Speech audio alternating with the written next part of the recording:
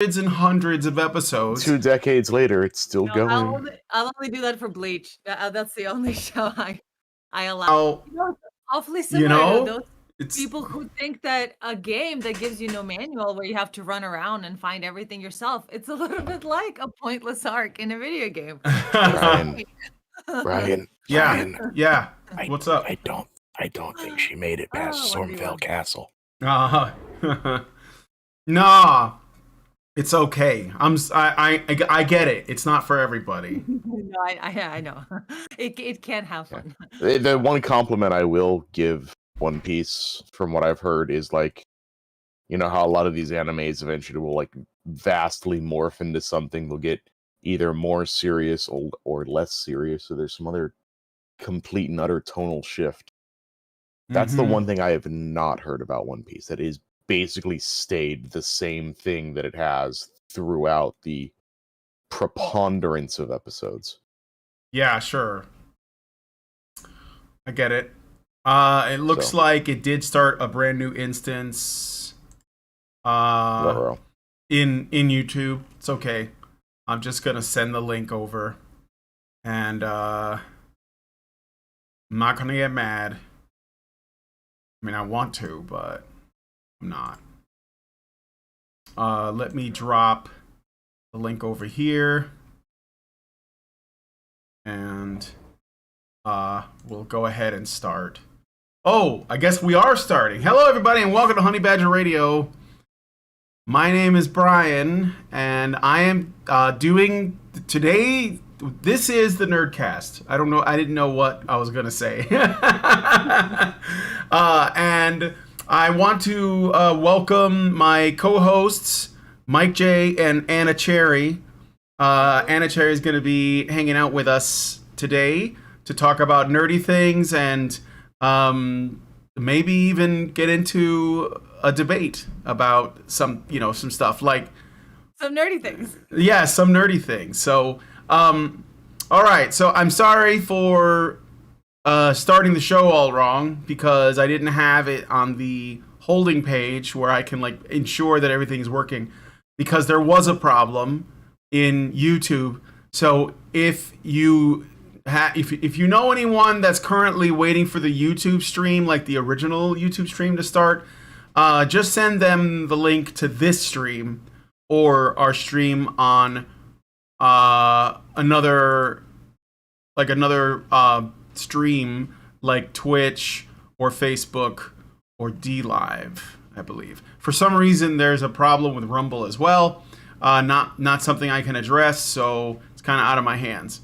But normally we would be running it on Rumble, Facebook, YouTube, Twitch, DLive, and other places like that. All right, but anyway, so today we're doing the Nerdcast, and this might seem strange, but we're going to try and do the Nerdcast on Mondays, and then like the news show will be on Tuesday.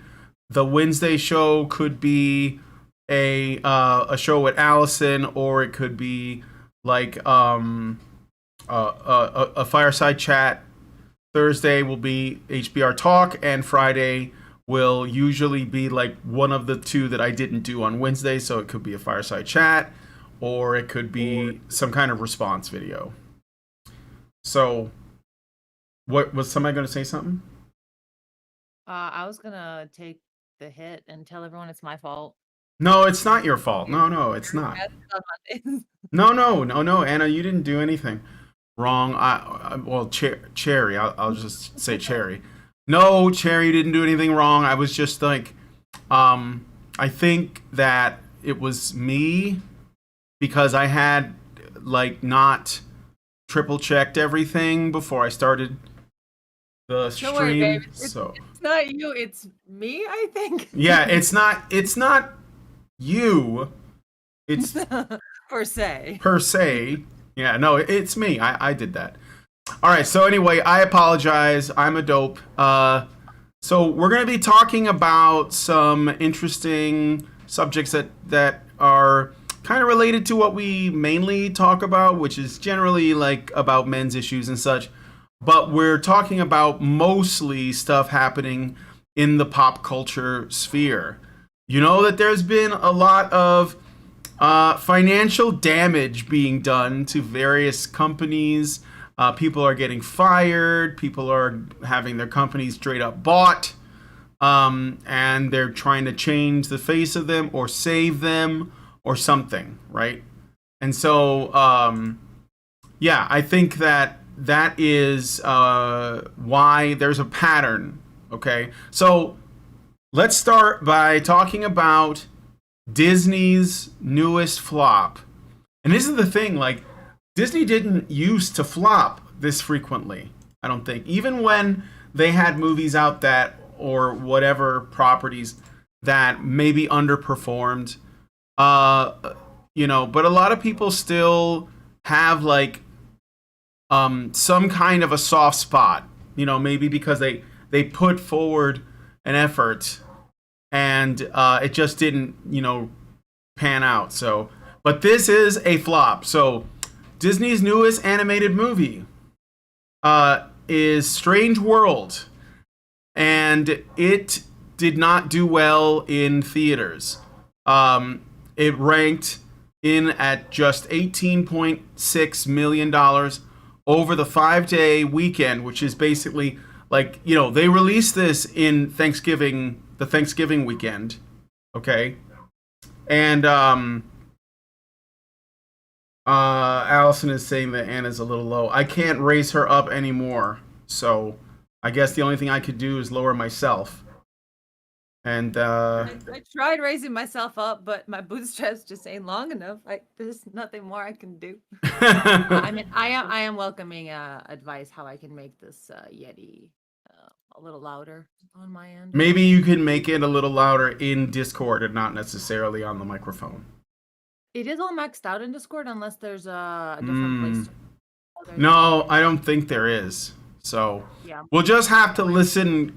You just have to like listen closely, and maybe you'll have yeah. Okay, you're louder. ASMR experience. Well, she's speaking closer, I think, right? I'm literally deep throating the mic. Yeah. Turn off automatic gain control if that's on. I consider that, yeah, but I don't know if it's gonna make me louder or if you're just gonna end up hearing like my cat's farts or what. Oh. We'll see what's happening. All right, let's try that. Okay. All right. Anyway, so anyway, this movie, so I think that it's important to point out something. So yes, of course, the focus for TMZ.com, and I think it's because they like to create controversy, is on the notion that the main character is openly queer or LGBT.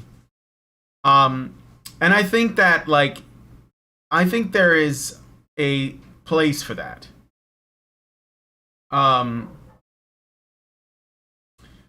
So I think that there is a space for that conversation, but that's not, in my opinion, what is the real issue. I think it's an issue because I think that parents...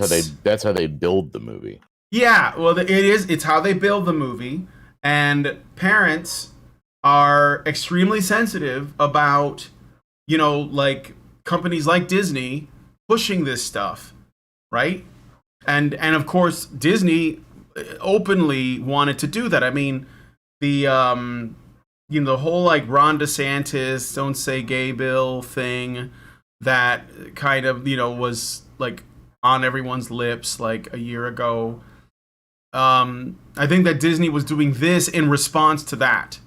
So that there's definitely like some antagonism or some anger being directed at the Florida government and by extension, basically, like, I don't want to say conservatives because I think that normal parents don't really want this for their kids. If anything, even if they are, you know, sort of socially liberal about LGBT stuff, they'd rather be the ones to decide when it's time to talk to their kids about it and not like, you know, the Walt Disney Company.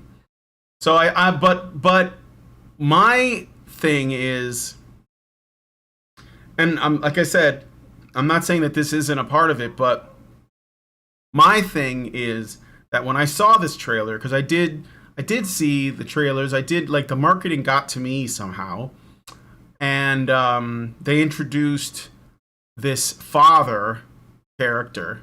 I think his name was like Jaeger or something, right? And he's supposed to be like this great adventurer when he was younger, and this kid is like his son, and he kind of looks up to him, but you know he doesn't feel like comfortable with being like his father, who's like the great man.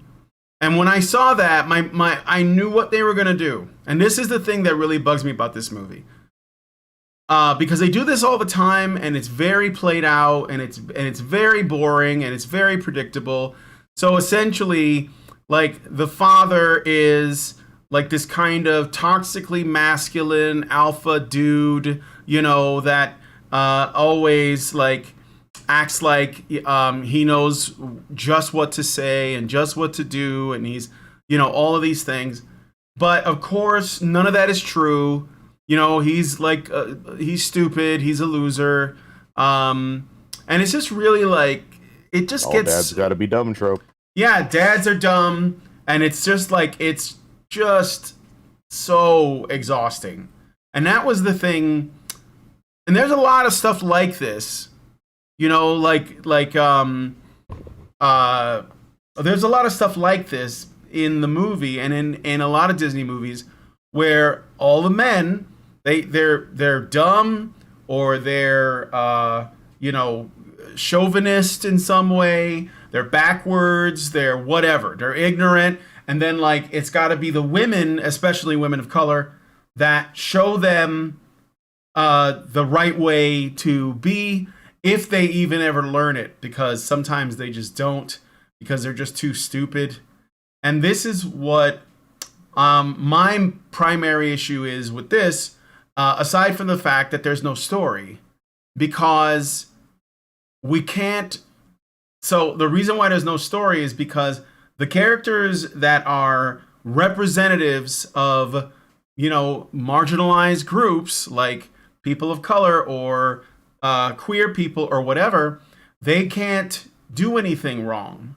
They don't have things to overcome, right? They just are. And so if that's what you're doing, I mean, and the only one who could learn and maybe grow would be the straight white men, because they're the ones that it's okay to shit on and give a bunch of flaws to, right?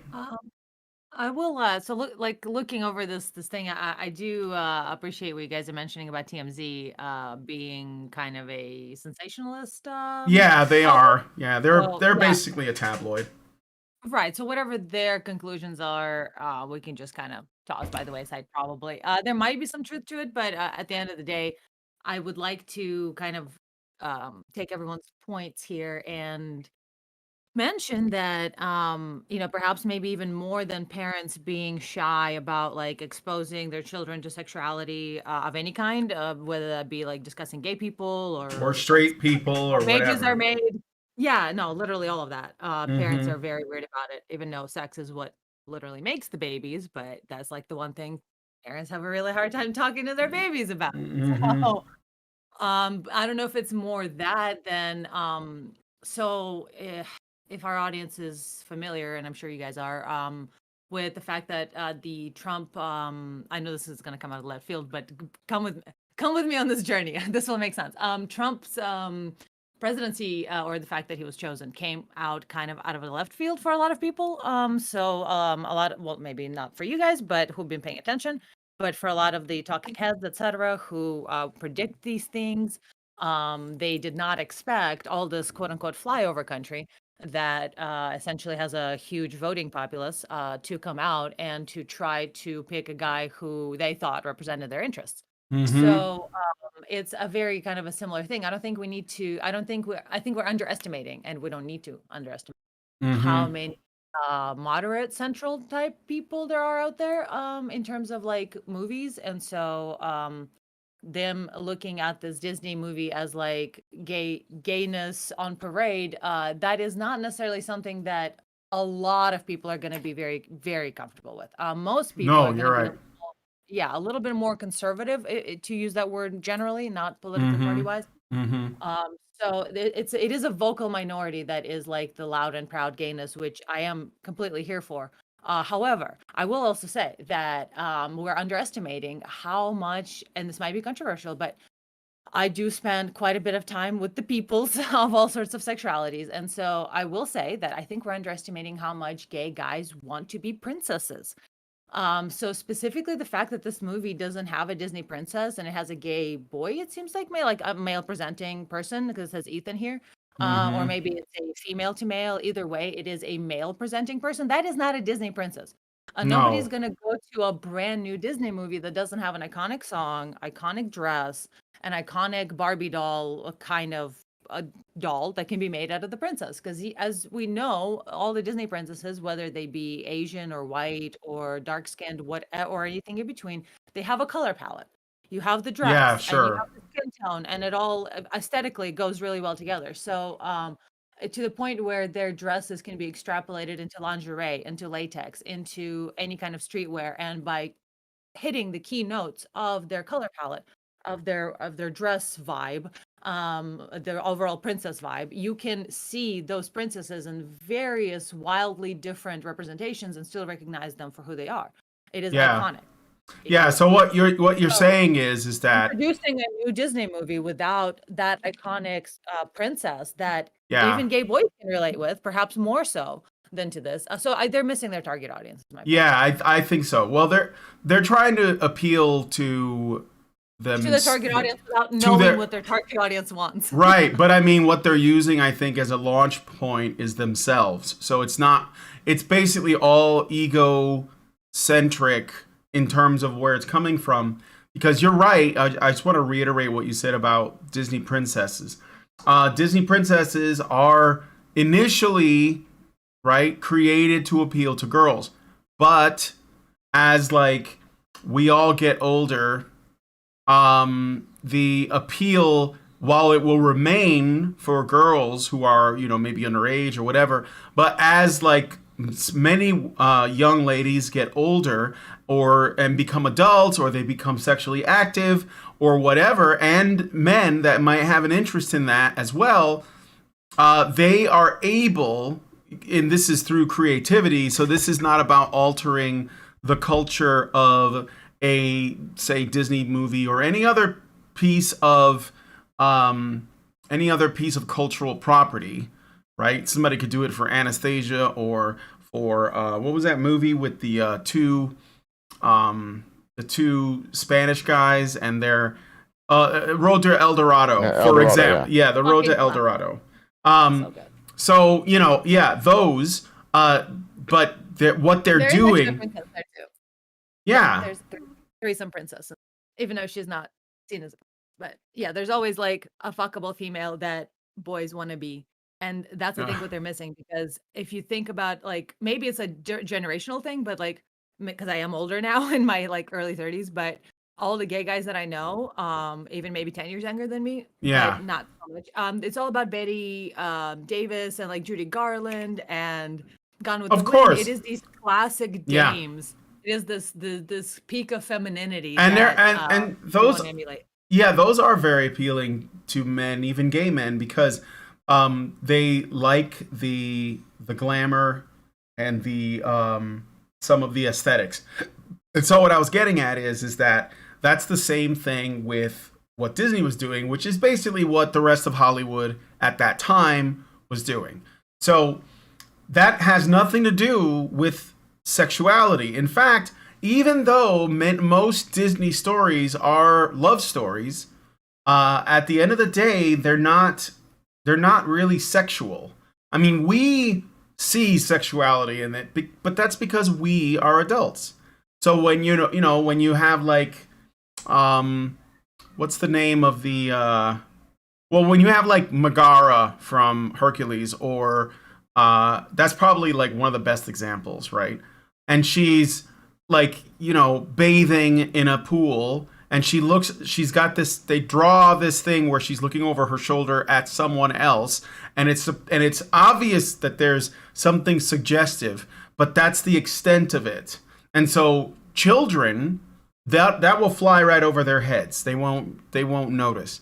But adults, they will notice, right? They'll notice that there's like a subtle, like, come hither look that she's giving.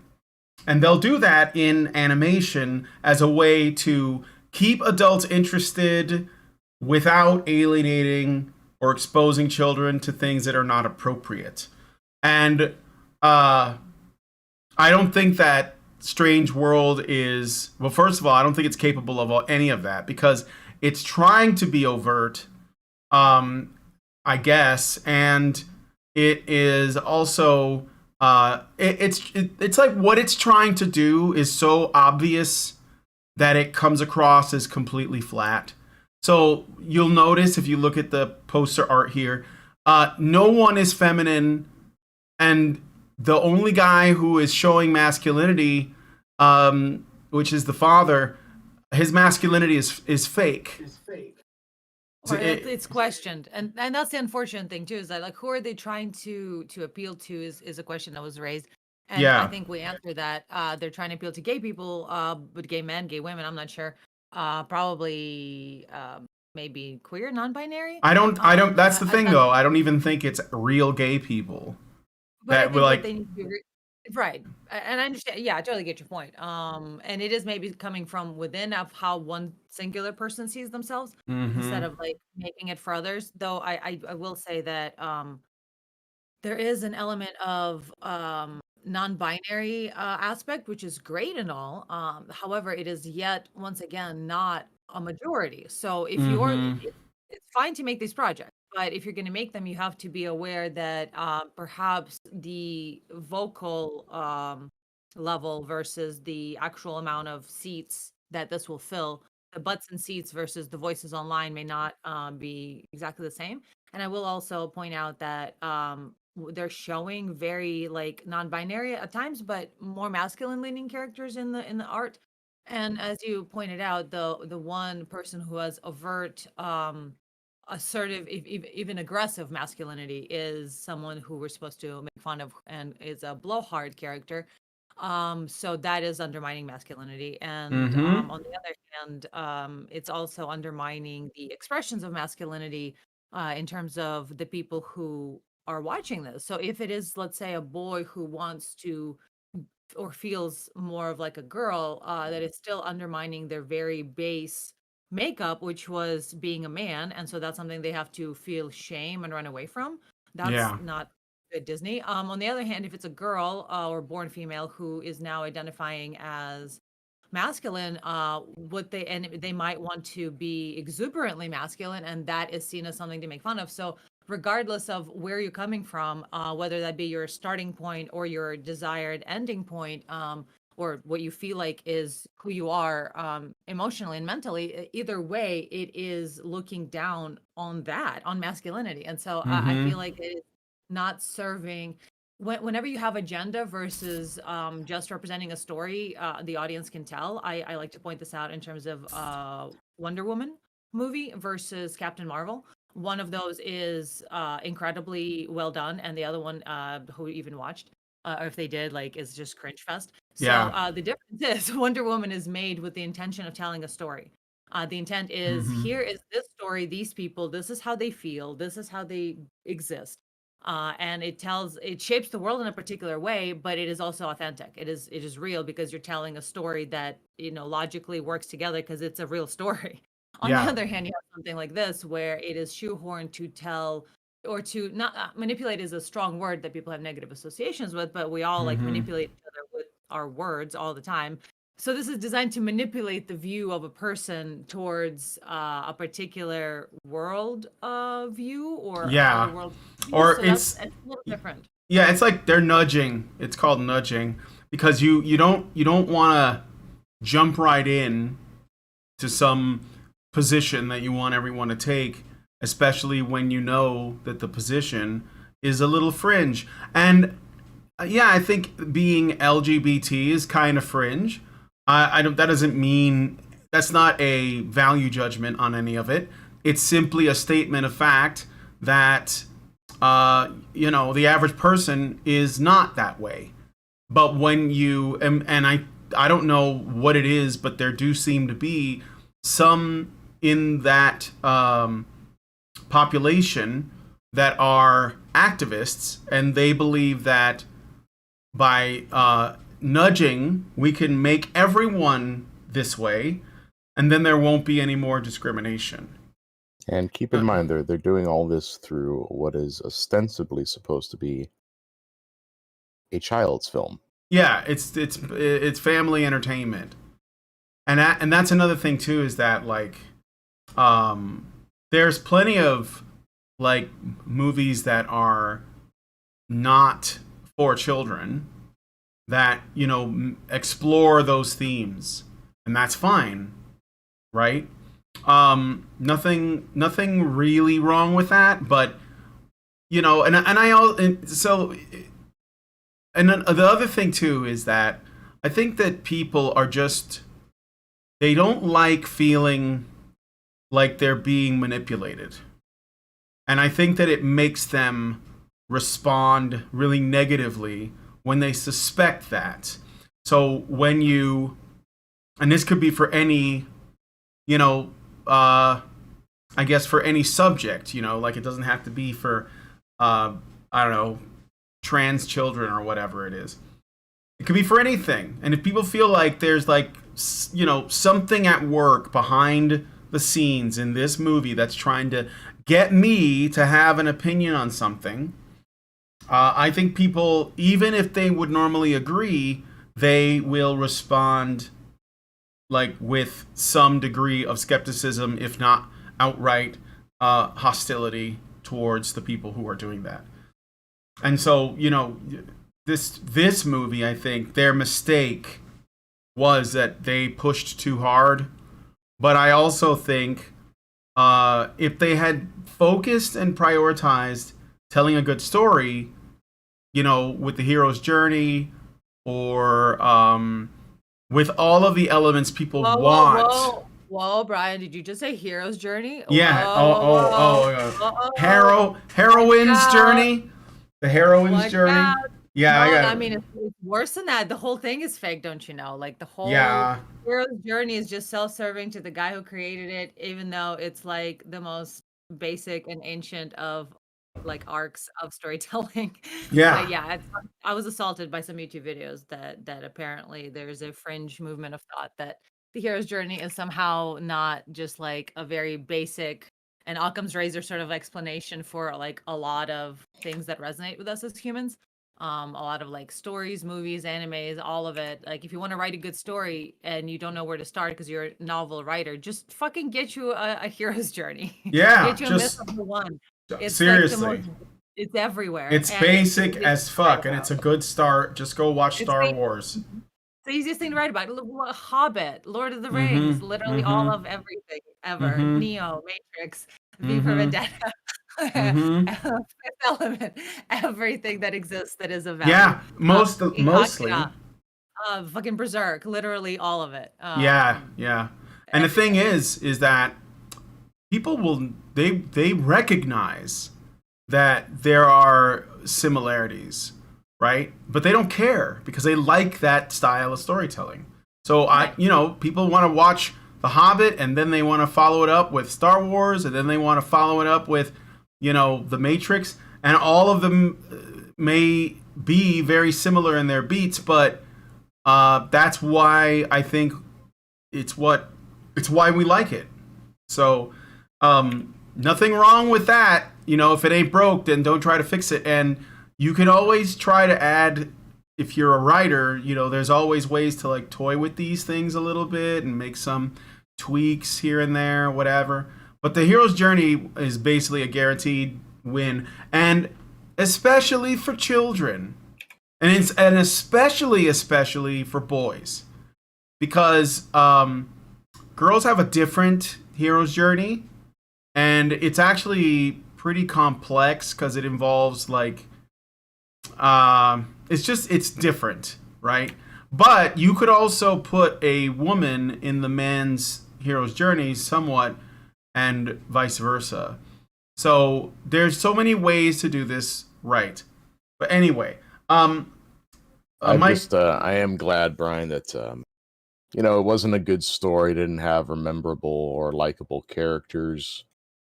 Didn't have a very cohesive narrative, but it was nice that they gave a chance for the Grubhub ad to be a feature full-length movie. I love it when they do that. It's just so heartwarming when corporate greed is part of my children's entertainment.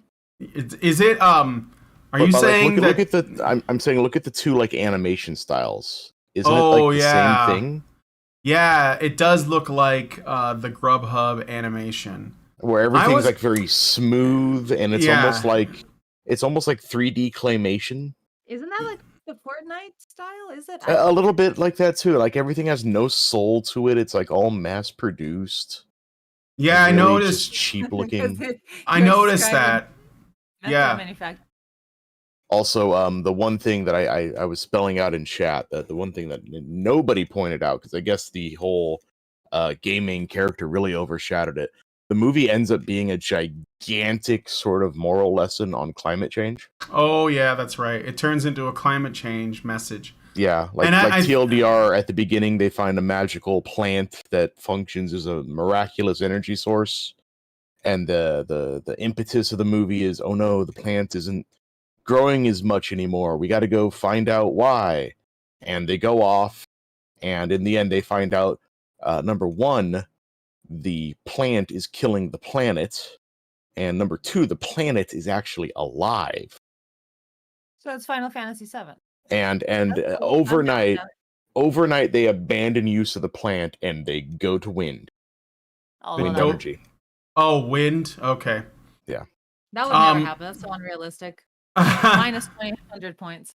Well, they just wanted to make that point, and so it doesn't matter if they have a solution or whatever. Yeah. And the other thing I had to say was, there is definitely one thing I do agree with on the TMZ article.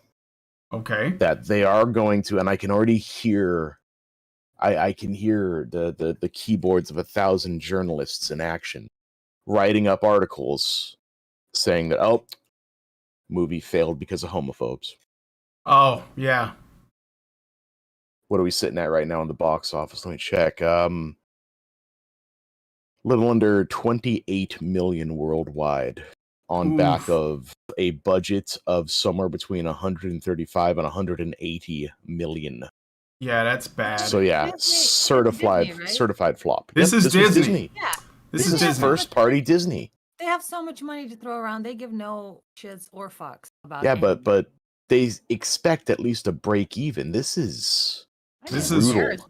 It is. So has been half of their Star Wars run. I mean, they've been embarrassing themselves for the past 15 years. Worse than DC, I would say. Like, Disney's been a trash fire. So and it has nothing to do with their woke ideas about climate change, which, let's fucking face it, there is climate catastrophe all fucking around us. Point is, it's not about something that can be done overnight in a children's cartoon. That is absolutely woke posturing.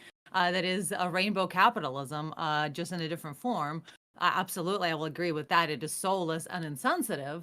But I am all for movies that are trying to make people think and trying to be more responsible about the world around them. But this ain't it, Chief. Well, I think the people who work in Disney's production, they're not interested in profits. They're not interested in financial success for the company. Oh no, they're not interested in any of that. I know. It is. Let their shareholders hear you. But they've admitted it. They've said in conferences and meetings and stuff that. Play the clip? Yeah, I could play the clip. That they don't care if their movies make money. They care that their message gets out. So I'm gonna play this video clip really quick. You guys to set it up. This is from Christopher F. Rufo, who's made it his mission to kind of expose wokeness. So the wokeness, these huge corporations, the woke people that have been hired, from what I can tell, they've basically like taken over in a lot of ways, which is why I think Bob Chapek, who was the guy that was recently fired and replaced with Bob Iger. Bob Chapek just couldn't control them because originally my understanding is that Chapek was a money guy and he was basically like, yeah we're not going to be doing all this, Chapek woke, is woke the sole garbage. reason. Chapek is the sole reason that Disney remained in such a good position despite all of the bullshit during the pandemic. Yeah. Like, they took hits, but they rebounded strong. Yeah. And he was like, I'm going to continue this streak. I'm going to keep this going.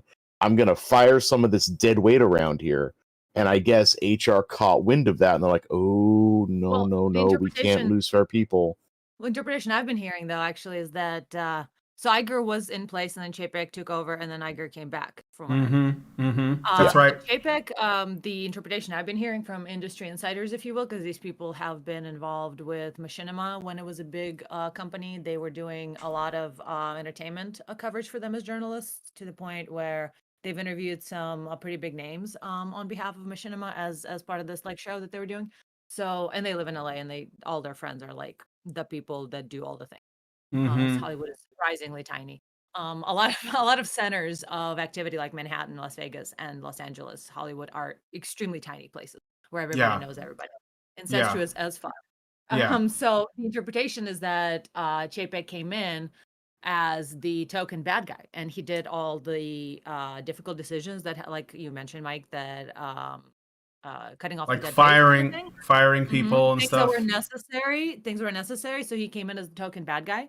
He did all the things that he needed to do, and now he got his golden parachute. Well, not even necessarily parachute, but he's got his like severance. Is like, all right, I'm out. I did what I was hired to do. I fired a bunch of people, took the ire of everyone else, and now I got my paycheck and I'm out of here. And you guys can have your, darling, because I did what I essentially had to do that the company hired me to. So that may be the case. So here is this woman, and she is going to. Well, this came out like shortly after. Yeah. This is Latoya Ravino, who is executive producer for Disney, and she does a lot of other things, art, writing, etc. All right, I want to play this clip. It's like, I love Disney's content. I grew up watching, all of the classics. They have been a huge, like, informative part of my life. But at the same time, like, I worked at small studios most of my career, and I'd heard, you hear whispers. Like, I'd heard things like, oh, they won't let you show this at a Disney show. And I'm like, okay. So I was a little, like, sus when I started. But then my experience was bafflingly the opposite of what I had heard on my little pocket of, like, proud family Disney TVA. The showrunners were super welcoming. Meredith Roberts and like our leadership over there has been so welcoming to like my like not at all secret gay agenda. And so like I feel like I felt like it was, I mean, like maybe it was that way in the past, but I guess like something must have happened in the last like they're turning it around, they're going hard. And then all that like momentum that I felt, like that sense of I don't have to be afraid to like, let's have these two characters kiss, let's in the background start, like I was just wherever I could just basically adding queerness to like if you see anything queer in the show, I'm proud family. But like I just was like, no one would stop me and no one was trying to stop me. All right. So again, when it comes to adding, I guess, what she calls queerness, it's a question of is this something that we should think of as appropriate? And obviously, some people, maybe even most people, are not going to agree that it's appropriate. And so if they don't agree, then what should Disney do? Should they just say, well, fuck you, we're going to do this anyway? And then they risk losing money? or are they going to say, okay, wait, maybe, we shouldn't, maybe the world's not ready for this conversation right now, Sometimes it's just a matter of that. But then, I'm going to stop sharing my Brave browser. But then I think that what parents are worried about is that subtle programming affecting their kids. And I think that going back to my original point about whether or not this is being done regardless as to whether or not the film will bring home any profits, I think that sort of she basically says, I'm just going to cram this everywhere, and I'm not going to be afraid, I'm not going to worry, because I think that in her mind the message is more important than the money. And it's probably it makes sense, because if you're executive producer at Disney, you're not really worried about money. You probably have millions of dollars in the bank or invested somewhere or whatever. And so she's not even concerned. Most of the people who work in these companies, these woke companies, they're all really well off. They're basically in the 1% or close to the 1%. So for them, making money doesn't matter when you can make a difference. When you can and this is, I think, legitimately how they see it. So they are well, I don't really care if this, and a lot of them don't even like the company they work for. A lot of them hate Walt Disney, the company, because how long have, and those are millennials, I'm pretty sure, but how long have people been calling Disney the evil empire? For decades. I remember, people saying that about Disney back in the 90s. And I think it's just a sentiment that has become very mainstream about Disney. And I'm not even saying it's not deserved, now, but I think that's just the way that we view these giant media conglomerates. And I think it's also kind of a trendy thing to do. And so, I don't see why this woman would give a fuck about how well the Walt Disney Corporation does when she can use them to essentially push whatever agenda she wants. An anti-male, anti-father, anti-natalist, anti-family. I think those are the things that I am most sensitive to. It's not necessarily I don't care if they want to be pro-gay, do whatever you want. I don't, but I don't like the anti-male stuff. I think it's disgusting. And I think they do it all the time. So anyway,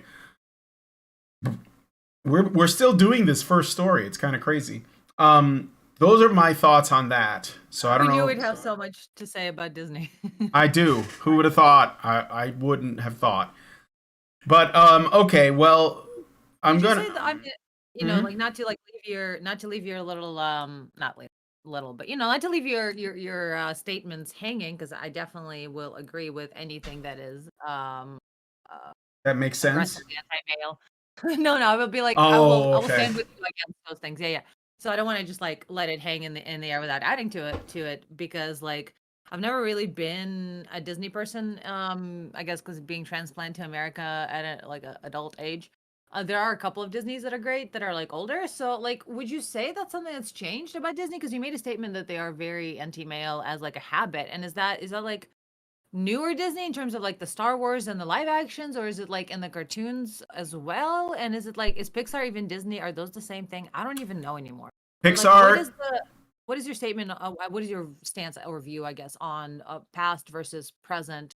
And has that been a change, or has Disney always been like that in your opinion? No. There's been a few movies or No, I don't think that. I think that Disney used to be very like they would do stories that were, you know, I don't want to say pro male, but like they would do stories that boys could get into and that girls could get into, and most of the time they'd be the same story. So like, you know, Beauty and the Beast was appealing to both boys and girls. I never believed that these things had to fit in some kind of a box, and I think that if you can tell a good story, that won't be necessary. But I think that what's changed is, number one, stories that you would feature masculinity, and this has been, I would say this is more of a recent phenomenon. Maybe last maybe 10, 20 years. Yeah, I'd say like 10, 20 years, because I saw it in Incredibles 2, and it really bothered me. And that was probably, and that's a Pixar movie. Didn't care for Incredibles 2. I was hoping for something much, much more intellectually robust. It felt like a throwaway sequel, but more than that, they did this thing where they made, you know, Elastigirl like awesome, like maybe more than she needed to be. It's not like that's a character that doesn't have any flaws, but they didn't explore any. They didn't even ask themselves. They just made it into this kind of it was kind of a girl power movie. And then Mr. Incredible was essentially like, you know, the typical like Mr. Mom parent that's barely holding it together. And yeah, he gets through it. Like they're not totally like shitting on this guy. But it was stark. I was like, they never did this in the first movie. You know, when Mr. Incredible was going off and doing things for Syndrome, and then like his wife was just at home with the kids. Like they didn't turn that into the same situation. And that was one of the first times that I can think of where they were starting that, but it probably goes, I'd say right around there. That's what I would say. So I don't think that it's always been that way. I think that many Disney stories are, especially the older ones, are very well done, and many of them, on top of that, are, you know, symbolically important.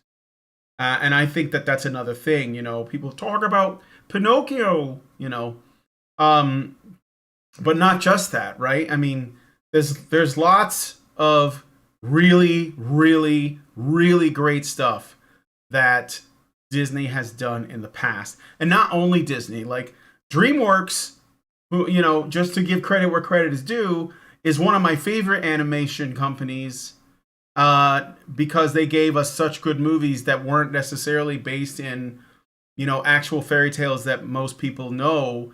So they had to do original stuff. And so, you know, if people liked Shrek, or if people liked, I loved The Prince of Egypt. I thought it was one of the best animated movies ever made. And I also really liked, what's the other one that they did? Well, yeah, Road to El Dorado, which I mentioned before. Yep. You know, but those are all great. You know, they were, in a way, they were like adventures. Kung Fu Panda, you know, How to Train Your Dragon. I mean, you know, that I think that DreamWorks, honestly, is right now the company that I prefer over Disney, easily. As long as they don't do, you know, this girl power thing, which, I mean, with Shrek, they kind of did that a little bit, but I just let it go. It was played purely for jokes. Yeah, it was. But yeah, I mean, like, so I don't know if that answers your question, Anna, but I would say that Disney wasn't always that way. I can take a crack at it. Because I'm someone who's a total opposite of Anna Cherry. I grew up basically right around what's known as the Disney Renaissance. And so Beauty and the Beast, Little Mermaid, shit like that? Aladdin, Lion King, Pocahontas, Hercules, Mulan, Tarzan, all of them. All of, like, the ones I consider the classics, because that's what I grew up with. And I came from a household where my grandparents and my family all loved Disney movies. And so they would have all the classics on VHS, like the classics, like from the like 30s, 40s, 50s, 60s, all that stuff. And so like you were hard pressed to walk into our house and find a Disney movie not playing. And it was something I grew up with, and it was something that is really painful for me now to see how far it's fallen as a company, and as not even just as a company, but as a thing that people enjoy, that made things people enjoy. And as far as the breakdown of the companies, DreamWorks is its own separate thing. It was the brainchild of Steven Spielberg and Jeffrey Katzenberg. Sure. And they basically headhunted a bunch of top animation from Disney, and they're like, let's go do this other thing. And that's how DreamWorks got started. Pixar was and always has and still is a subsidiary of Disney, Disney being their parent company. So yeah, they work for Disney. Yeah. Also, Soul was not great. You know, and again, it had the same sort of bland and I'm gonna say it's soulless animation style. Yeah, it's like everyone has like a bubble nose, and you know, like kind of everyone just looks really smooth. Yeah, and their heads are shaped like, you know, gourds. I know exactly what you mean, and I don't, you know, I hope that someone tries something different. You know, another great animation company, and if you like the little indie ones, the indie jobs, I would say that they're indie, but is Laika, I believe, and they do stop motion animation. And you ever see Coraline, Anna? Oh yeah. Coraline, that sounds really familiar, but I don't with the girl, there's a girl, she lives with her parents, and her parents start acting weird, and then they have like buttons for eyes, and it's very creepy, kind of Tim Burton-ish. It's it's from the director of Nightmare Before Christmas. Yeah, it's Soviet. Laika. It's Laika. I don't put the Coraline thing in live chat. That's Coraline. Yes. It's kind of like what is a common English dog name? You would say for like a golden retriever. Yeah, like a Sparky. Oh, okay. Yeah, it's like that, and it's one of those like something in space was probably named after. Like, I know what you're talking about. You're right. That is where they got the name, because the logo is a rocket ship, and I think there's a dog inside. So it's basically what the name. I forget the name of the dog that they sent to space, but yeah, it's basically that.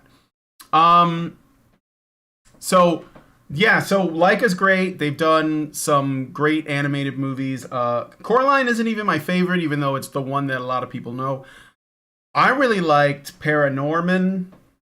That one was my favorite until the Two Strings came out. I think it was called, I can't remember the name of the full title, but it's a Japanese ghost story, and it's awesome. Like they did so well on that.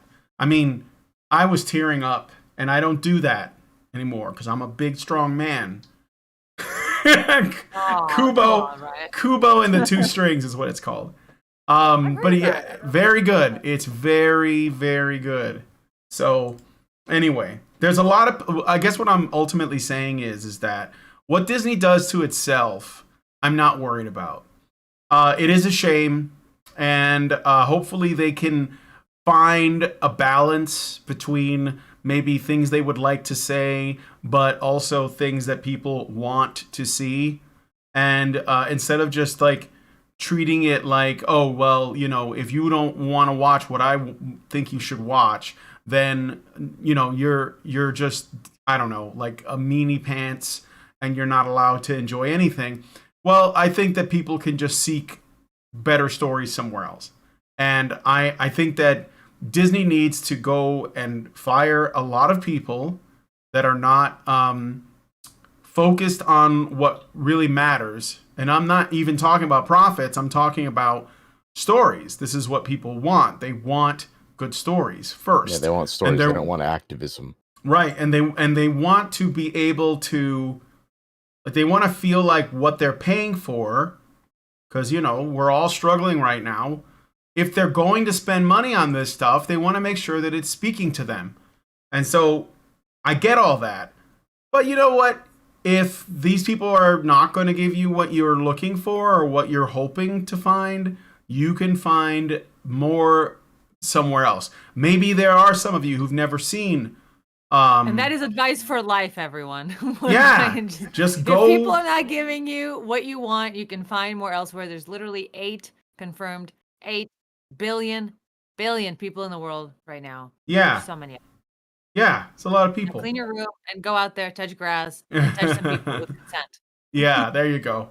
All right. Well, anyway, I'm going to move on to the next story. We spent a lot of time on this one, and I want to hear what your thoughts are on this. So let us know what you guys think in the comments, and I'm going to move on to Disney the next story. Yeah, I'm sure they spent an hour on because they're a giant. They deserve recognition and time. Yeah. So anyway, so we're going to talk about Blizzard. Right? Yeah. So, I mean, it's just a little bit of info. I don't think that there are a lot of people who live in China that are watching us, because you probably have to that one guy out there. Yeah. We salute you. The guy with the VPN. You're probably breaking several laws.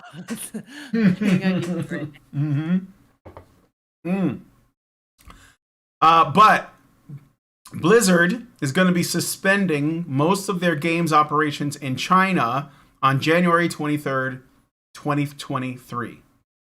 And this is from the Blizzard website. It's official. Blizzard will be stopping operation of WoW and most other games in China in January due to the expiration of the licensing agreement with NetEase, which is basically it's like a Chinese company, right? They're an internet technology company. They do online services, basically content provider sort of thing.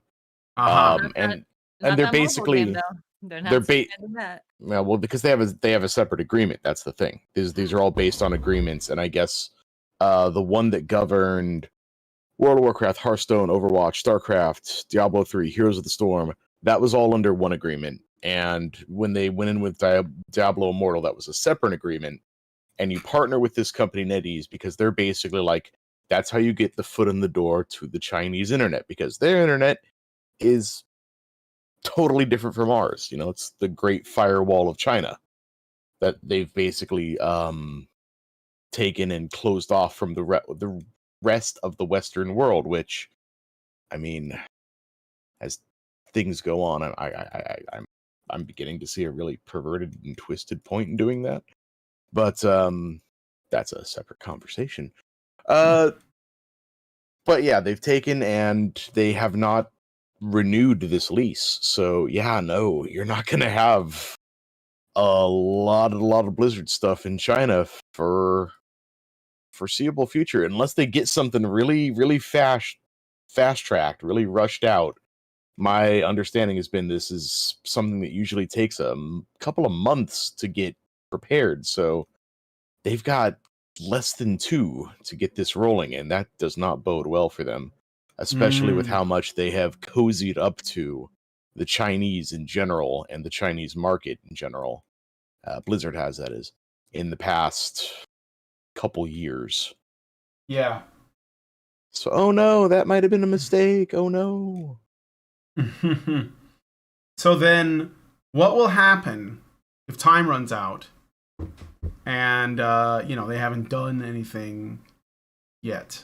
Like, let's say that, I know obviously the games will be suspended, but like, will the people who spent money on this, like, will they have an option? Will they have like, some way of pursuing like justice? Okay, so they're just kind of you're screwed. Your money's gone. Your money is now Blizzard's money, and they're gonna spend it all on drugs. Yeah. And they're also kind of dealing with some major protests right now. So they're probably, China. China. Well, yeah. Yeah. What was that? Hong Kong thing or what? Well, no. The biggest thing as of late was the Foxconn plant where they assemble all the iPhones and other crap. Mm-hmm. they got a huge, well, not even huge, but they had a notable COVID scare, and they were like, "That's it. We are literally locking everybody in this building." Mm-hmm. And it became a closed loop where it was like you could enter, but you couldn't leave. And people began panicking. People began breaking out of the facility. They began just leaving all of their crap behind, because that's the other thing too. You don't just work there; you live there. And it got pretty crazy for a bit, but they've had a lot of COVID flare-ups, and again, when that flares up, they shut everything down as part of their zero COVID policy. And they will straight up weld people into their homes. They will bar people into their homes, basically make it so they can't leave. There was another place that caught on fire. Exaggerating. No, I'm not. Hyperbole, like I wish I was. I really fucking wish I was. no, I mean, I know some people in China, and so I'm with their like high tech adoption. Right as the COVID thing happened, they were scanning people in terms of like having their little QR codes for like traveling on subways. They were measuring their electric temperature through like little doorway thingies. They approached the whole COVID thing very responsibly to begin with, in terms of like using high tech apps and things like that to track movement so people could be like self-sufficient, autonomous, but also use technology in order to navigate each other and minimize the spread of the disease. Now, was this about welding people into their homes? Well, hold up. Like, that's a completely different thing. What's going on here? When did this start? What is all this? There's footage. This started at the beginning of it. Yeah, that's what they were doing. Is it like a Wuhan employer thing, or like no? It was no, it was the state. There's and they've been doing this again. This resulted in something that we got multiple videos of right now about the apartment fire that was caused, and people could not leave the apartments to escape. Mm-hmm. Yeah, there's video of that. There's video of that too. Extraordinary proof. I will hold off on commenting, because like this is crazy town. So it was an apartment building in Urumqi, the capital of Xinjiang. Yeah. All right, so we'll move on. Right. Because we're getting a little off topic, but it does. I'm sorry, I'm the one who brought it up, so I apologize. I was just thinking about. Yeah, I'm always happy to learn. So no, it's okay. I would suggest, looking into it. So, all right, Blizzard, as I was saying, Blizzard Entertainment announced that they're going to be suspending most Blizzard game services. Is there much else to add to this? It looks like it's everything except like a small number of games. Yeah, it's a contract thing. But we're not seeing resolution for any time. Yeah, well, but because it somebody was, putting it off, because it should have been done. Like last minute and yeah, either that or they couldn't agree on, terms or something. So, all right. Oh, right. I had a supplemental story to that. It's gonna be like 2 seconds, but I was wondering. So the fact that it's a contract really like blows everything I was going to mention out of the water, but it is still an interesting side note that a while back China had, I think it was Xi Jinping that was like, "Hey, yo, kids and such, you're playing too many video games." Yes, I kind of remember something like that. Yeah. They limited it down to like 2 hours a week you were allowed. I think it was 3 hours a week, and it was like during certain hours in the evening on like Friday. It was weird, but they were talking about how there's like an addiction in children to video games, and there were regulators that imposed extremely strict restrictions, and some people have speculated that it just increased the number of users from a household. So like a kid signed in from one account for like 3 hours and then signs in as a different account for another 3 hours. Not sure if that's just like a joke or if that's something that kids really did do. But and I'm not entirely sure how they're going to regulate like mobile use of video, because there's a massive, as we're talking about Blizzard here, the Diablo Infinite, is it, or Diablo? And Diablo Immortal. Immortal, yeah. So that's a mobile game, isn't it? That's essentially Diablo 4 that was supposed to be out for everyone, and then they came out on the at the whatever it was, E3 type presentation and told everyone that it's going to be a mobile game, and half of the gamers in the Western world like lost their shit because they were really looking forward to another click and kill version of Diablo, but it's a mobile game. Is that the one? That's the one. Yeah. That's all right. So that one was like the reason they did it in mobile. The speculation went is likely because it's a very big market in China, specifically because mobile is a lot easier to produce there. It's practically like goes for pennies essentially, compared to having like a whole big rig that Western people usually have. So it benefits them in terms of like users. And of course, microtransactions is the name of the game now. So nothing does that better than mobile games, where like just fat fingering something, you can buy something accidentally because it's so tiny. But point being, I'm not entirely sure how they regulated the use of mobile and other gaming. But the news now is that the same or different Chinese industry body declares that it's done. It's victorious. It has beaten video game addiction among minors. So they're hoping that this will ease some regulations. So now they've done it. China did it, everyone. You can go home. They cured gaming addiction. So more than 75% of gamers under 18 have capped their playing time to 3 hours a week, according to China's Video Game Industry Association. So looks like they have Well, they're the only name in news I trust. Yeah.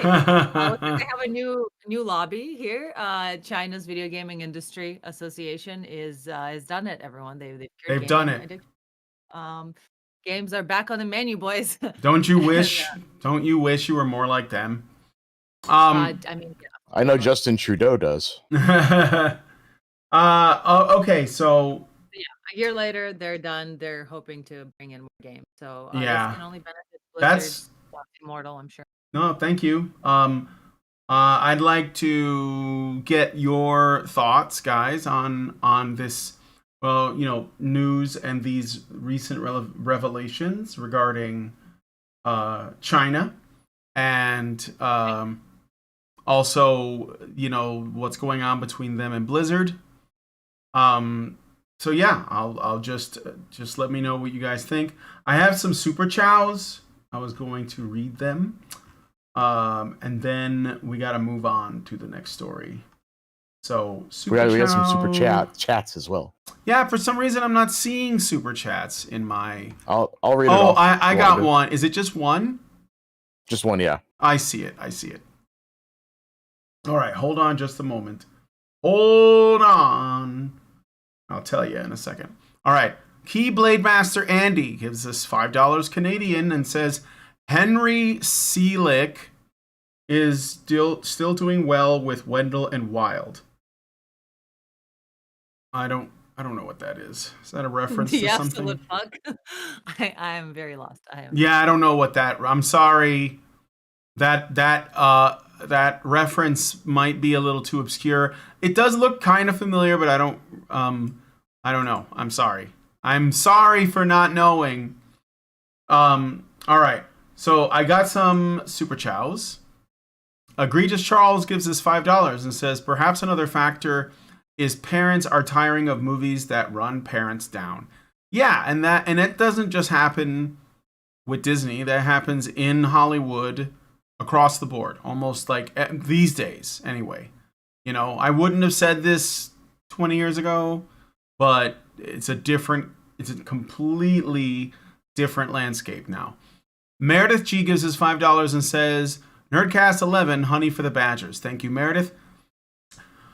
Noba Fan gives us $5 and says Nerdcast 11. So he's referencing the current show. I remember The Simpsons made a joke about Disney being evil back in the 90s, I think. Funny now that Disney owns The Simpsons. I can't seem to remember any positive male protagonists that didn't have a problem that was made to shoehorn pro-feminist ideas, especially when the opposite never happened with the gender swap. So for reference, my childhood was the 90s and early 2000s. Also, Brian, earlier you mentioned a female version of the hero's journey. Does it go by a different name? Is there a book, author, or website you can point me to understand it better? Thank you. Well, I haven't been able to find a lot written about it, but it seems that people who talk about and write about writing often have an answer or something approaching it. And here's what, and this is why I didn't want to say it before, because I'm still not sure this is correct, but I think there is something to it. Number one, these are two examples, okay? Number one is Belle from Beauty and the Beast. And you can look at the Disney version or just the written literary version, because they're a little different. I can sum up the difference if you want me to. Sure.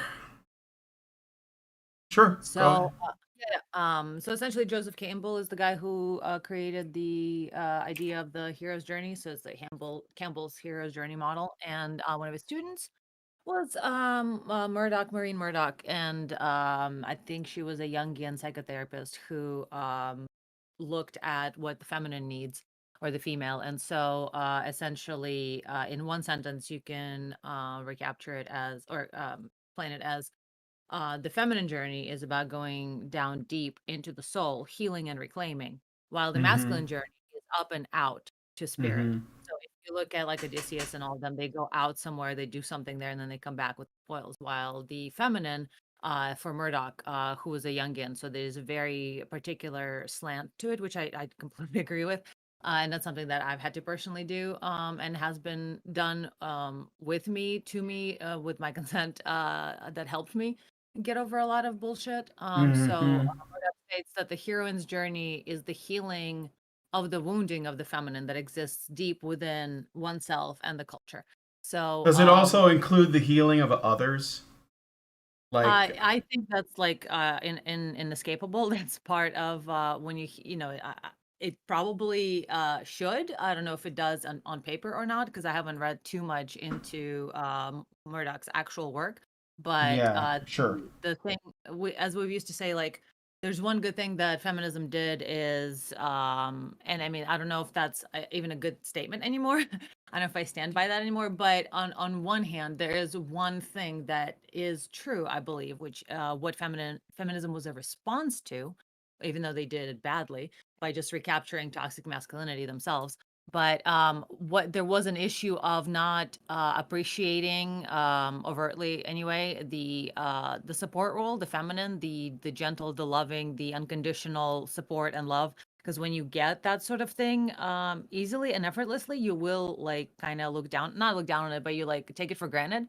And so there's this idea that the support role is not valuable, that only the leader, therefore the man, is the valuable role. And so feminism was like, well, you're not appreciating what women do, so let's make women more like men. So I will agree that there is a wounding that exists in women and in our culture, especially now, even more so. But women do oppress each other, particularly with looking down on each other for sexuality, and not allowing each other as mothers, etc., to explore our bodies in the same way that boys are allowed. And so there's a certain level of feminine sexuality that is wounded, certain level of being okay with being submissive and soft and wanting to have a family is wounded. And there's various ways in which we do not overtly thank and appreciate the feminine, while also bringing up issues with it. So I feel like that goes for both sexes. And we need to get past that and heal the masculine and the feminine in each other, and then come together in beautiful harmony. And that's my spiel on that. But yeah, there we go. But in short, the feminine journey is about going deep down into the soul, healing and reclaiming, and the masculine journey is going up and out to spirit.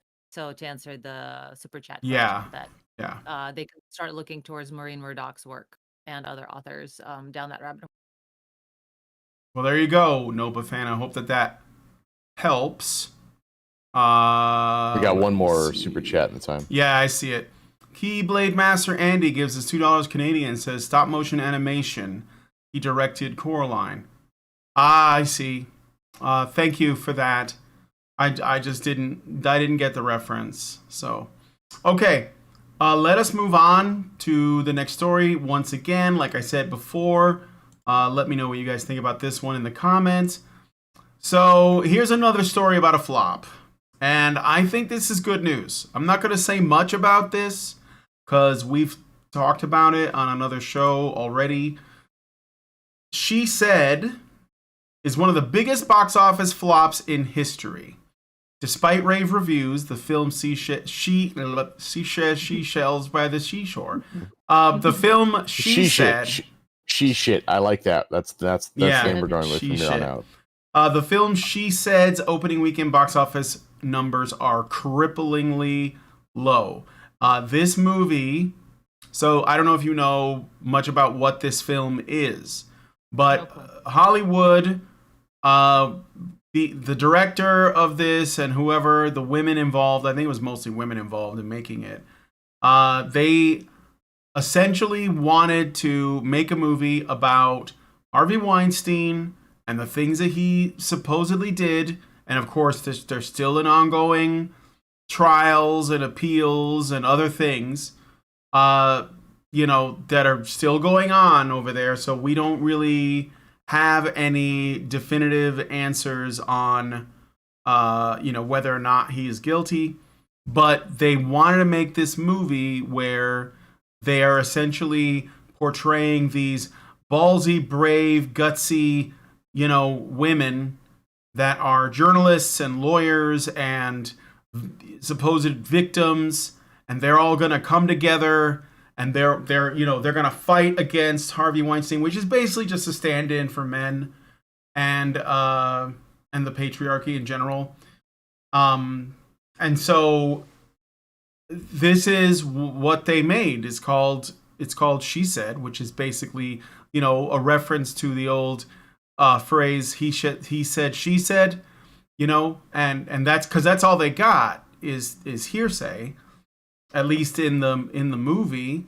And they're trying to build the great case against him. Harvey Weinstein appears to be presented as a shadowy figure, that doesn't have a face, and he's very scary. He's like Doctor, like some mysterious villainous mastermind that you might see in a James Bond movie. And it's very dramatic, okay? And despite the rave reviews and critical acclaim that the Universal Pictures film She Said received prior to release, the movie's box office numbers are appallingly low. The film went up against some well-anticipated heavy hitters for its launch, which gave it stiff competition. But the film only made $2.2 million on its opening weekend, making it one of the worst box office releases in history. Fans are not flocking to theaters to see this film, and audiences this holiday season may not want to watch realism portrayed on the big screen. So, the article is sympathetic to the positions of the filmmakers, essentially. Instead, the films that cover escapism are faring well. The number one film is the superhero movie Black Panther, Wakanda Forever, followed by the comedic horror thriller The Menu. So, yeah. That is one thing, if I could jump off that immediately. That is one thing, just to be the devil's advocate, that could explain why these two movies, She Said and Strange World, weren't doing too well. Especially for Strange World, you could use the excuse of, well, they're coming out between two absolute juggernauts of film, no matter how you feel about them. Wakanda Forever and Avatar 2. I mean, Avatar 2 is undoubtedly going to do numbers. And sure. Wakanda Forever already did numbers. Oh my! And think about those three movies: Wakanda Forever, Strange World, Avatar 2. For those three, if you were going to see one, there's no way in hell it was going to be Strange World at all. No. Strange Planet. I've already Strange World, I think it's called. Strange World. Okay. but that would at least explain that, and because similar sort of audience, at least in theory. This movie doesn't have that much of an excuse other than that they're all movies. It's just bad timing. You know what they were trying to do, I bet. Actually, now that I think about it, I bet this movie was trying to get in the Oscar bait like grouping, because when the year is ending, you usually see movie releases that are like big family films, right? Like Avatar, like Strange World, because Disney used to release like something around Thanksgiving. Like that was usually when they released a big animated movie. And so that's probably what they were going for. But yeah, it was like not good timing, because I would say, Wakanda Forever for sure. But people just didn't want to see it either. And it could have like done all right, but they essentially set themselves up to cannibalize. Like one movie was going to cannibalize the other. And but yeah, the Oscar bait usually comes out around this time, and I think that's what this is supposed to be. And and looking at that box office right now, yeesh. Yeah. 6.4 million total. The funny thing is, I don't back think of a 32 million budget. Yeah, the funny thing is that I don't think there's a lot of other Oscar bait that's come out, or at least it's not like widely marketed. Because this is like one of the other big issues I'm seeing with all these failed movies, is that like they're not marketed. They're like there's no marketing, and I know marketing costs money. It's actually can cost more than the movie does, but yeah, like there should have been a little bit more effort or something. So, but my final thoughts. Just wanted to say this because I think this is the most important takeaway. I think that this movie did badly, not because of all those other things. I think the main reason this movie did badly was because the narrative around males who are accused and of sexual assault, of sexual impropriety, even if you're using someone as an example that people could potentially get behind as an abuser or as a victimizer, but they haven't seen the evidence, because that's the main thing with Harvey Weinstein, is that the evidence just isn't there. There's a lot of hearsay, there's a lot of speculation, there's a lot of emotional arguments being made, but the truth is that you're not really seeing anything concrete. And what these women are hoping is that we as normies will just look at this guy and just say, yeah, he's gross, so he must have done it. And I think that's what, again, they're nudging us in that direction. I mean, it's whatever. Weinstein is gross, and he probably did do it. So probably did Cosby, but they knew that they were taking Quaaludes. They were all just fucking... Yeah, exactly. They know in the bones of their bones. They know what they're doing. Exactly. And they want to play both sides, and that's fine. It's bullshit play, though, ladies. We're fucking on to you. Stop it. Yeah. But these guys are gross also in their behavior and appearance. Fuck them. Fuck all of this. But that's just how the system works right now. Well, no, I mean, I agree with you. Like, I don't think they're ethical. I don't think that what they did is right, but I mean, that's not even the point, though. Like, with the point is, well, this movie is about whether or not men should be allowed to essentially get away with whatever these women assume they've done, and that, as I'm saying, it's not really about justice. It's not really about what's right, because the appropriate question that you should ask when you're talking about Bill Cosby or Harvey Weinstein or whatever is not whether or not they look like the type of person that would do something like this, and it's not about whether or not we find their personality to be detestable. I mean, especially in Weinstein's case, I'm sure that it is. I don't like the guy. I don't care for his like the kind of person he is and the kind of culture that he is embroiled in, which is basically all of Hollywood, right? They're all like this. And that's the thing.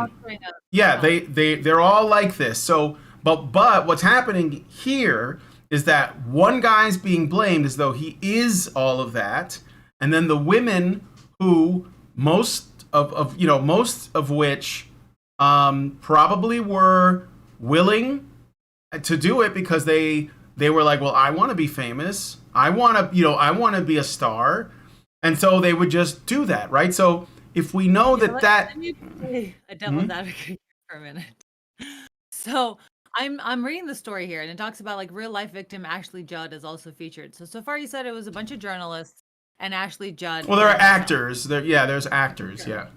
Yeah, but it still sounds like, I mean, so what I meant earlier about like, it's not, all of this is why it failed. I think it's not even about the fact that it's like hanging out Weinstein to dry, which I have a theory about that. But what my problem with this is, aside from everything, is the fact that it's too late. It's the year of our Lord, late 2022. What the fuck are you even doing Me Too? You are so late. This is boomer version of spreading around a meme on Facebook. It is dead. By the time it lands there, it is dead. What are y'all doing making a movie about this now? You had like 3 years to make this. Most people were interested when it was like a big news story. And then some people are still interested because they want like justice and all that. So therein lies my theory, where we were just talking about hero's journey for the female. Well, in a way, maybe this is what this is. They are going within and seeking healing by beating the same dead horse. Because we all like to have justice, right? And the idea of what is that phrase? Something, confidence restored. It's when cops basically find someone who looks like a likely suspect, and a culprit, and they just kind of give to the wolves. This is what that is. We have a scapegoat. We have the person who industry. With the one guy like James Dean, he did do something wrong. Fuck that guy in his butthole, hard, without lube, with 10-inch fucking in diameter dildo. He sucks. But there's absolutely no reason to crucify one person for the sins of the entire industry. And that's what is happening here. Again, by looking at this one guy, and all the producers that are producing this, they're like, yeah, they're either women who are unscrupulous or people who are unscrupulous, or those with more nefarious needs who want everyone to look at the Epsteins, the Weinsteins, the James Deans and Kevin Spacey's of the world. You have those guys, and only those guys have ever done anything wrong. It's the bad apple theory, and it is bullshit. It is the whole industry that is trash. There's not just a couple of bad apples. The whole thing needs to be reformed. This goes for, in my opinion, the police department and a variety of other places where this is used as politics, all of it. The few bad apples, fuck that. The whole industry needs to change, because those bad apples were adding to the culture, and fucking tech bros, all of that, everywhere. It is the same fucking culture. It needs to be changed because it is people using their power and money over others. Those others, a lot of times, are signing up to what they know is going to be some bullshit. So there is some responsibility, some personal responsibility on them to stand up and say no. Yeah, integrity pays no bills. And we're going to be fucked if we do that in this endgame capitalism. But someone's got to fucking start doing it. And or just shut up and take it, because it is going to be some ram fucking, and you either consent to it or you just walk away from it. You can't have both. You can't consent to it and then talk shit about it like you didn't consent, because you did on a certain level. I realize it's for money and it all is a stupid dystopian system, but here we are. And so for them to be doing this late is like you're milking something that is clearly self-serving. Get the fuck out of here with this, and let's focus on actually changing the system now. Stop trying to give victims money. Start trying to change the system. You've had all this fucking time, and we know these women have power. Why aren't they leading actual change in their industry? Porn people are. In porn industry, we're leading change. What the fuck? Hollywood starlets, keep up. Start.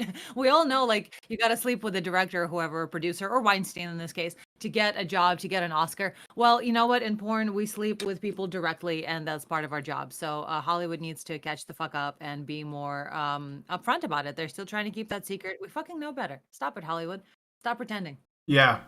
I think actually the timing of this was rather apropos. Having this out when Me Too was fresh on the fire would have been bad for Hollywood, because the whole impetus for Me Too was to expose what, again, we all knew was going on in Hollywood, but then they realized, oh no, we can't do that. That makes us look bad. We can't let the average man know that the thing that he already knows, that Hollywood is full of abusers and rapists and overall very, very creepy people. So we have to bump out the message. It's got to be a global phenomenon. Everyone share your hashtag Me Too.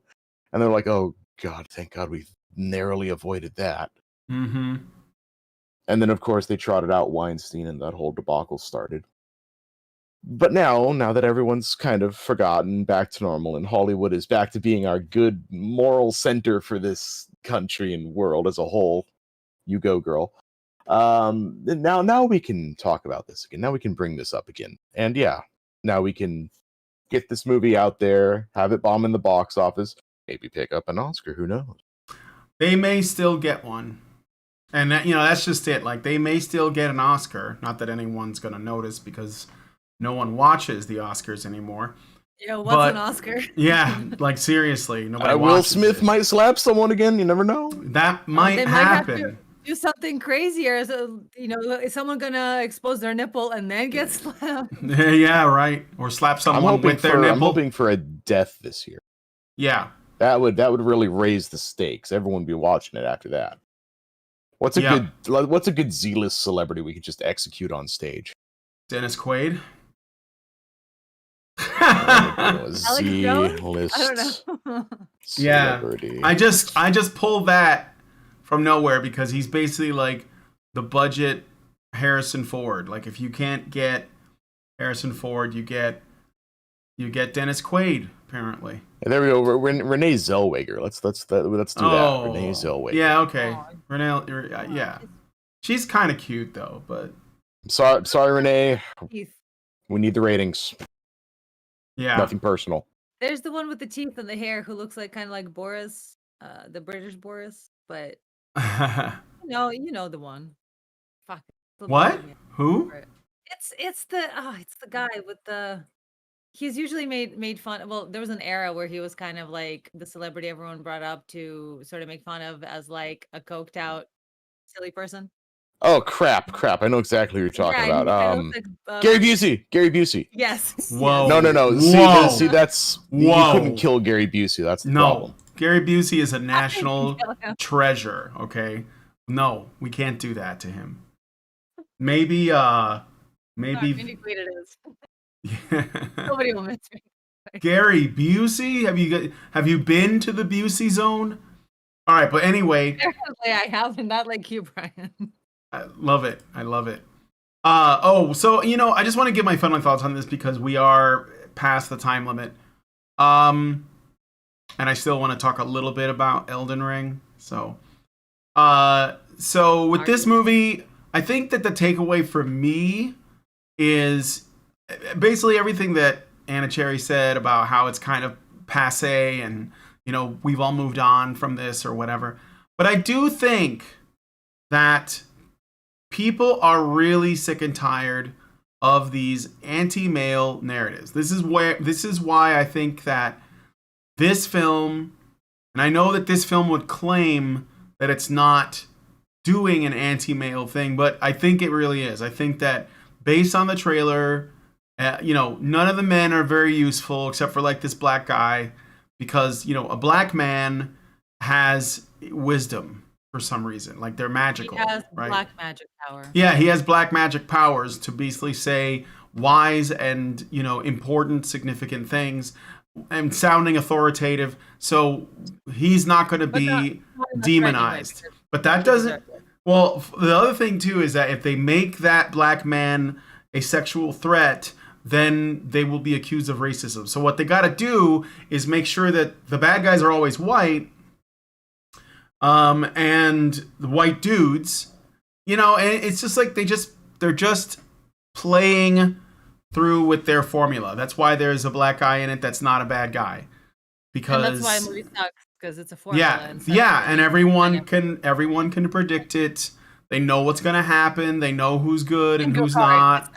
It's not a movie; it's a bingo card. It is, and I think that most people are just done. Like, they don't want to watch this crap anymore, and I think that's a good thing, because I believe that channels like ours and sort of like channels that similar to ours have been talking about this kind of stuff going on in our culture, going on in our schools, going on in our government, going on in our day-to-day social life, where men are just constantly attacked, constantly criticized, constantly demonized. And that's still happening, obviously, but I believe that people are waking up to it. Like, they're just not enjoying it. They are, and they're responding by just saying, well, I'm not going to give these people my money. And I'm not going to be, involved with this. And yeah, most of those people are men, but not only men. There are plenty of women doing it too. It started as a punching up thing because there was a perceived injustice, but it just went on for so long and to such a severe extent that it's very much punching down. And a lot of people are noticing that now, that there's only so long you can yell about or scream about being a victim while sitting on top of everyone else. It's like after a while, people are going to notice, and it's been years of this. And it's like, all right, the charade's kind of up, because not only are they very obviously being listened to and catered to, so they're by definition no longer a victim, and none of their semantics, vagina plus whatever equals victim. No, get out of here. No, people are not buying that anymore. We're much wiser than that as a society. But at the same time, it's taking away resources from actual victims, and women in particular are sensitive to that.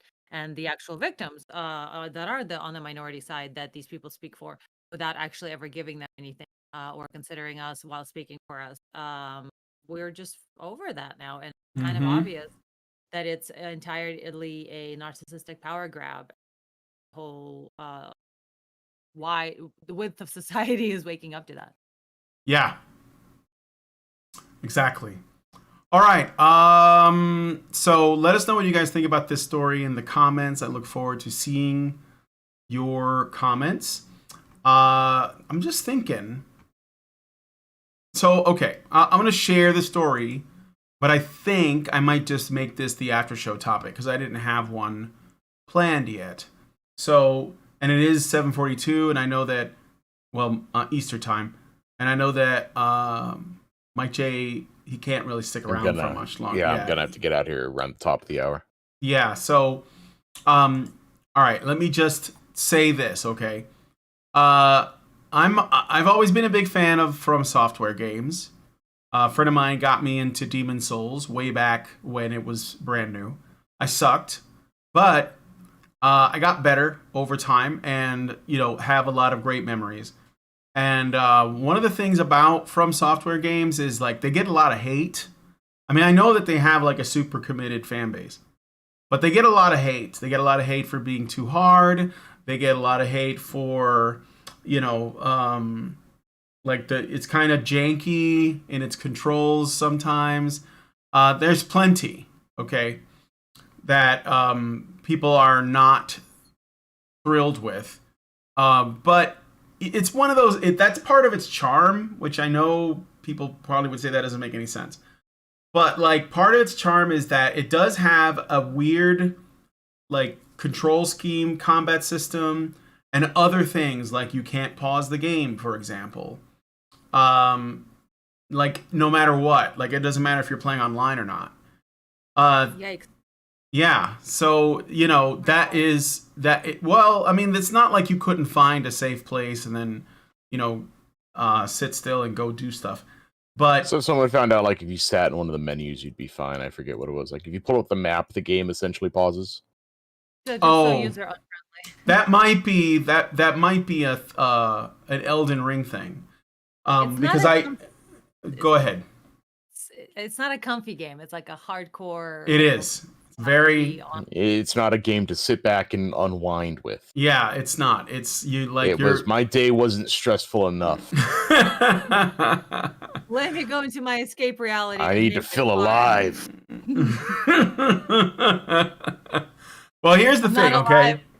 I don't feel alive unless I've been trying to find this one place for like 3 hours. Yeah. Were you lost? Were you lost? I might be able to help you. No, I started playing Dark Souls. The first one.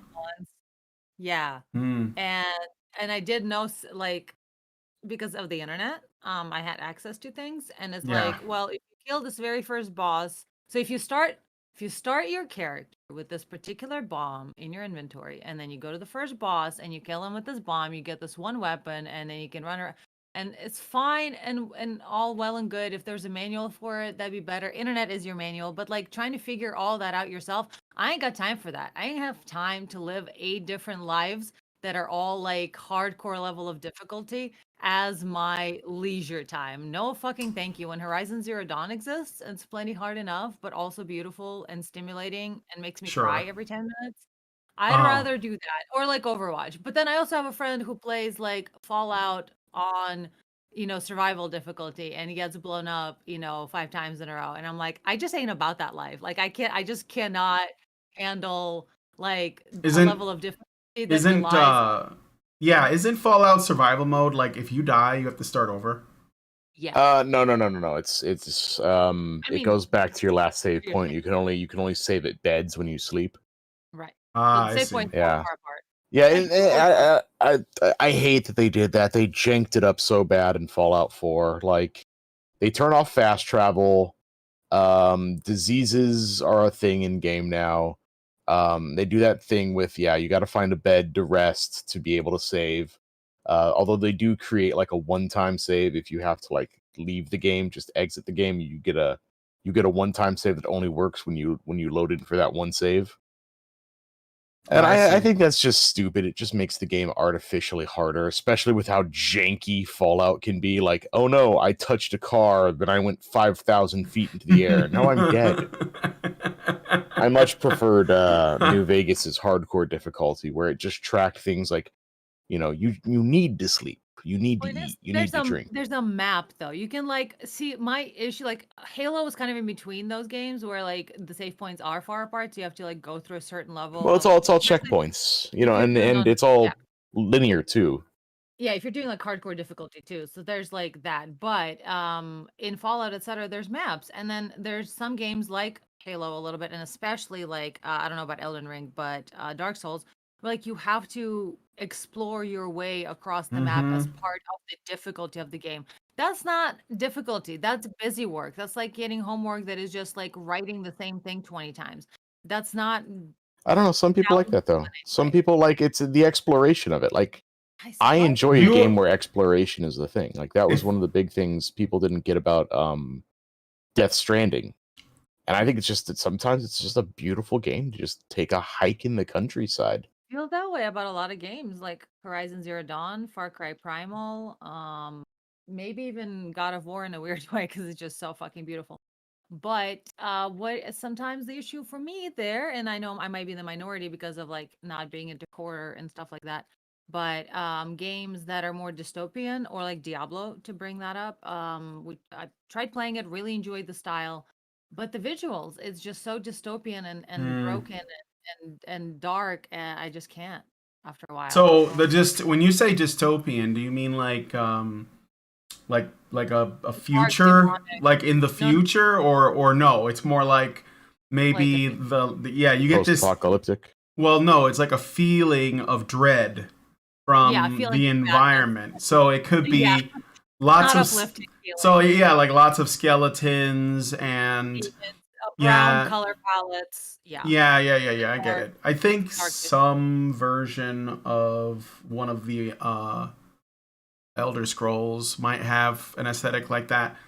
And Dark Souls and the other Souls games definitely do, because it's like the world is dying, and that's, you know, like there's ancient statues from civilizations long, you know, those long games gone. are like there's a word for that. It's like grimdark.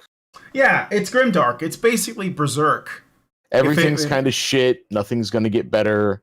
Yeah. You can maybe with the sum of your efforts make things a little less shit. Well, but that's the absolute best you're gonna be able to do.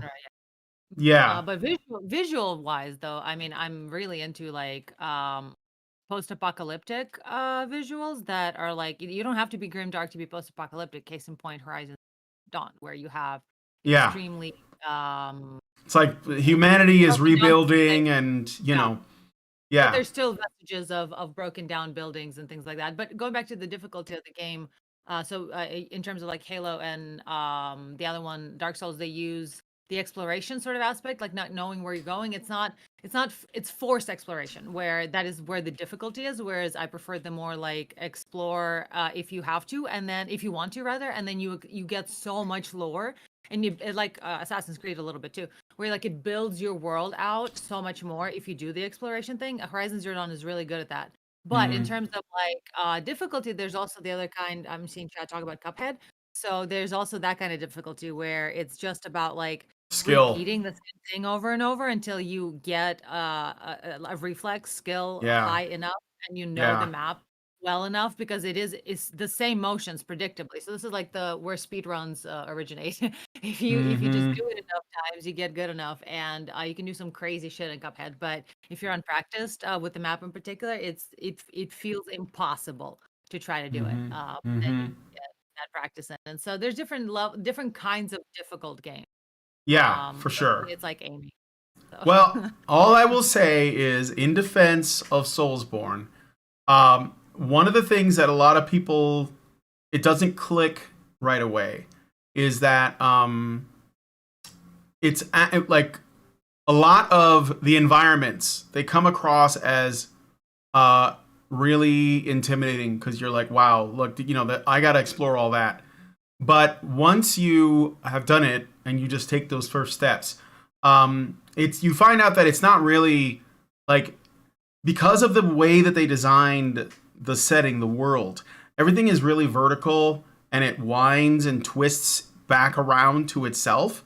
And then you basically discover that the worlds aren't really that huge. In fact, I think that the original Dark Souls is probably the smallest map. Like if you take the whole world map for the entire game, it's probably the smallest, or one of the smallest. I think that with Dark Souls 2, they tried to like really expand on it, and I think it's one of the reasons why Dark Souls 2 is not as popular. Some people like the bigger maps. I don't think it's necessary. And then in Dark Souls 3, they made it even easier because they made it more linear. And that's another thing about Dark Souls 1, is that there's a lot of like, it's kind of linear, but there's definitely places you shouldn't go right away. Like don't go by the skeletons. Oh no, not the scary skeletons. Don't go by the skeletons, and don't go like down below where it's like a nighttime sort of scene with these ruins. Don't go to those places. You'll figure it out anyways, and then just go up to the Undead Burg, and you'll be fine. So I like that they did that, because it invites people to try things. And of course, there are people who have done, you know, runs where they just go after the skeletons, or they just go in that direction. Like they just, you know, you got to go just far enough into the skeletons to pick up those few pieces of equipment, then you bounce. Yeah, there's a couple of really great ones too. Like there's a Zweihander. If you can get that, Zweihander. Yeah, then get your giant dad set up rolling. Yep, you're all set. But Mr. 033 says, I remember the graveyard with the immortal skeletons. They don't stay immortal though. You gotta smash them with your mace. You have to have a weapon that does holy damage, and you'll be able to get one pretty early, and then you can just go and take care of those guys. And then all of a sudden you're in the catacombs. Yeah. So, but you're touching on this thing that I like about Dark Souls, or the Soulsborne games, even though I'm just bad at them, is it's exploration, but it's also I don't know what word to use for it, growth. Yeah. But like you see in the beginning, like, oh crap, I can only get so far. Like if at this current power level, I can only do so much. I can only go so far before I gotta rest up, before I gotta do something. And then you compare your progress between like 5 hours into the game versus the first hour of the game, and you're like, I was scared of this. I was scared of these enemies. These guys were a problem for me. Exactly. Now I can wipe the floor with them, and I can see like an actual measurement of my growth. Like I am getting better at this. I am doing better at this. The only Soulsborne game I ever played, but that's how I kind of figured this out was, beat, I should say. I've played a few Soulsborne games, but I only ever beat one. And that was Jedi Fallen Order, which I thought was a great game, by the way. Looking forward to the sequel. That is a good one. And if you want to play something like a Souls game without, like, the sort of visual aesthetic and pain in the ass combat that the actual FromSoft games have, you could do a lot worse than Jedi Fallen Order. I like that game quite a bit. And it has a lot of, like, if you like doing the Tomb Raider thing, it has a lot of that, like the climbing and swinging from ropes and shit like that. So, all right. Anyway, the only thing I would say about this is, to my understanding, is the only other From Software game that won an award was Sekiro, which completely deserved it. Okay, but now they're giving Elden Ring Ultimate Game of the Year at the Golden Joystick Awards, as well as, I think it won like 2 awards. So, I mean, that's kind of Critics' Choice Award. Elden Ring, Ultimate Game of the Year, Elden Ring. So all I will say is I'm glad that Elden Ring is getting some recognition, but I will say that Elden Ring is not actually my favorite Souls game. So I think it has some flaws, and I hope that it's not like, I don't think it's the ideal example. Like if somebody said, "Oh, I want to play one of these new Soulsborne games. What do you think I should start with?" And they might just say Elden Ring because it's the newest one, it's the prettiest one, or at least it looks the prettiest because it's newer, and ask me like what I think about that. And I would actually tell them no. And that, like, I actually think they should start with the original Dark Souls. And then that's going to set the tone. And if they want, they could skip Dark Souls 2. So No. You buy a PS3 and you start with Demon Souls. Yeah, I don't know if you can get that anymore though. I have it, but like the servers have been, or you get a PS5 and get the remake, which would probably be better because the remake is a lot prettier, but also like it has an online community, whereas the original Demon Souls doesn't. But yeah, I get, if you want to be truly hardcore, you got to go back. And that first Demon Souls, man, that game is like, it's got some of the hardest enemies, but some of the easiest bosses.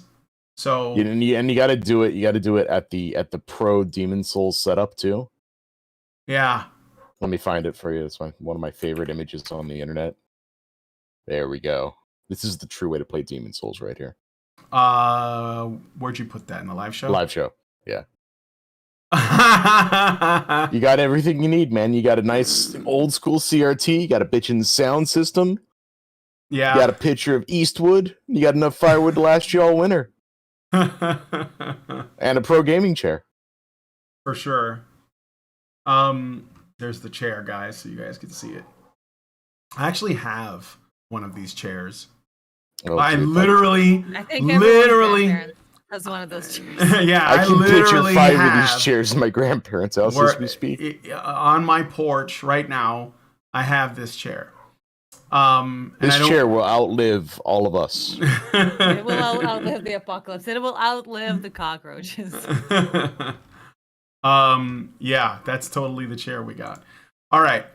So anyhow, I just wanted to mention that I'm going to go into the patron show now, hang out with the patrons, and they can debate me on like why I think Dark Souls deserves far more credit than it gets, even if it's just on influencing other games. So why don't you guys do that? why don't you join us or support us so that we can keep making content for you by going to feedthebadger.com, and then there's like some other stuff. If you go to feedthebadger.com, you should be /support.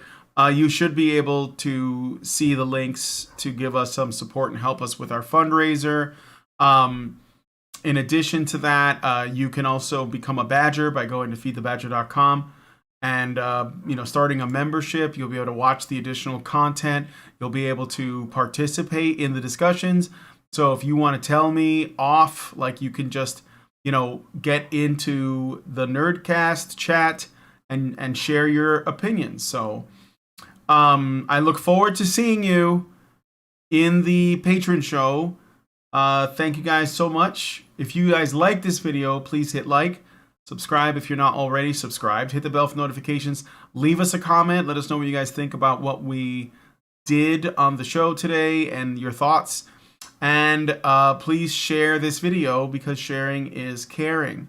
All right, I see that I got a super chat, so I'm going to go ahead and read this really quick.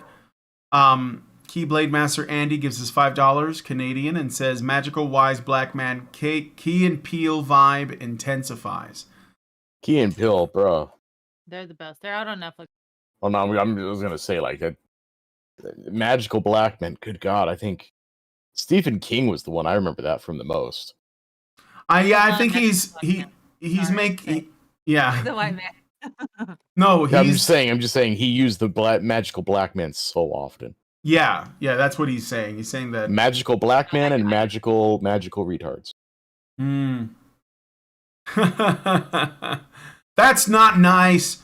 All right. Well, anyway, so with that said, I want to thank you guys for coming on today's show, and I look forward to your comments. I can't hear the show. You what? I did not come on the show. Maybe you guys did. I don't have that reach. I can't. Oh no, you're on the show.